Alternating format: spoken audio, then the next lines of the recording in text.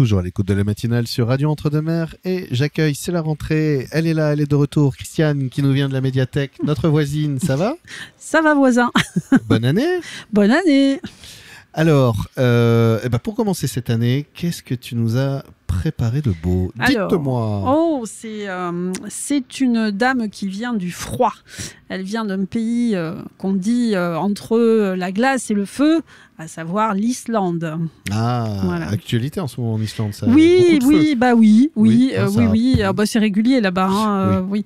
C'est même plus que régulier. Il s'agit d'Ivor. Alors, Ivor, c'est une chanteuse qui a une formation classique. Elle est soprane.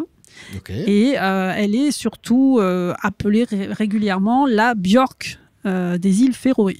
Voilà, parce qu'elle est née, elle a grandi dans les îles Féroé, donc au large de l'Islande.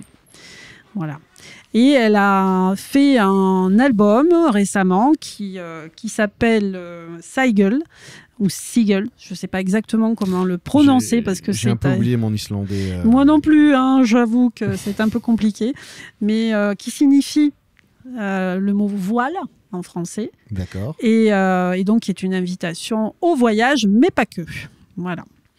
Alors, on va peut-être un peu présenter l'Islande. Bah oui. Et puis le personnage. Quelle est cette terre? Quelle est cette chanteuse? Alors, l'Islande, c'est une terre qui est en Europe, mais très, très excentrée vers le monde arctique et dont la langue a peu évolué.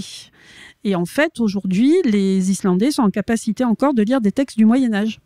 D'accord. Voilà. Ah oui, alors que nous, c'est vrai que si on, on lit dans le texte... on aura un peu de mal, un tout petit peu. Et c'est donc un pays un petit peu qui restait très longtemps, du coup, fermé, peu d'influence, et hormis une colonisation viking. Oui. Voilà, donc les Islandais, en fait, sont des vikings, je crois, des Norvégiens. Que je ne me trompe pas. Et il y a une forte tradition, comme dans tous les pays un petit peu excentrés, la Mongolie, l'Amazonie, il y a des traditions de chants qui ont quand même des connotations très chamaniques. D'accord. Voilà. Et Ivor, elle utilise cette tradition-là dans ce qu'elle fait. Elle fait beaucoup de chansons qui sont dans la folk et la country, mais la country islandaise, quoi. Et donc c'est très. Alors je vais utiliser beaucoup de fois le mot particulier parce que c'est très particulier. Ouais. Et en même temps, c'est vraiment passionnant à écouter parce qu'il y a une évolution et elle a une voix vraiment particulière, quoi. Pour dire, sa voix se situe entre Björk, pour ceux qui connaissent Björk, et une chanteuse anglaise qu'on entend peu à l'heure actuelle, mais qui a été reprise récemment dans certains films et séries, c'est Kate Bush. Ah oui. Running Up That Hill, pour ceux qui se rappellent des années 80. Et donc, elle a une voix très particulière, et sur certains titres de l'album en question, de Sigel, elle a cette voix-là. Elle prend un petit peu cet timbre et cette voix-là. Donc, c'est vraiment très, très haut perché et très particulier à écouter, mais c'est hyper addictif, quoi. J'aime beaucoup. J'ai même cherché à me le procurer personnellement. J'ai eu beaucoup de mal à me le procurer personnellement. En fait, je l'ai trouvé en version vinyle. Ouais, c'est ça. Oui. J'ai pas réussi à le trouver. Donc, on l'a, nous, à la bibliothèque, en CD. Et là, c'est précieux, du coup. Voilà. Donc, vous le rendez, si vous l'empruntez. Voilà. Et donc voilà, elle a une petite carrière quand même d'une bonne vingtaine d'années. Et il faut dire que ceux qui pensent ne pas connaître Ivor, il y a des chances que vous connaissiez Ivor. Ouais. Elle a notamment été l'interprète de 2 bandes originales. La première d'un jeu vidéo qui s'appelle God of War. D'accord.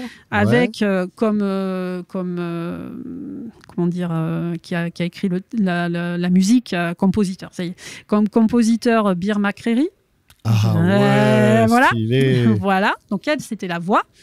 Donc il y a des titres où vraiment on la reconnaît bien. Et une autre série que personnellement j'adore et qui a trait aux Vikings, d'où le fait que ce soit sa voix à elle qui soit sur ce titre, c'est la série de Last Kingdom, qui est donc une série à l'origine britannique, qui a été rachetée après par Netflix, qui est sur le thème des Vikings et de la création de l'Angleterre. D'accord. Voilà, et qui est vraiment... Et la musique est terrible. La musique, c'est John Lunn qui l'a composée. Et John Lunn, c'est aussi celui qui a fait la musique de cette série concernant une famille anglaise au 19e. Downton Abbey Exactement. Voilà. Donc, il y a des références. Et en fait, Ivor, vous l'avez forcément entendu à un moment donné. Si vous vous passionnez pour les jeux vidéo ou si vous aimez certaines séries, vous aurez forcément écouté et entendu Ivor. Voilà. Je te remercie, Christiane. Et je rappelle que l'album est à la médiathèque. En vrai, en CD. Oui. À bientôt.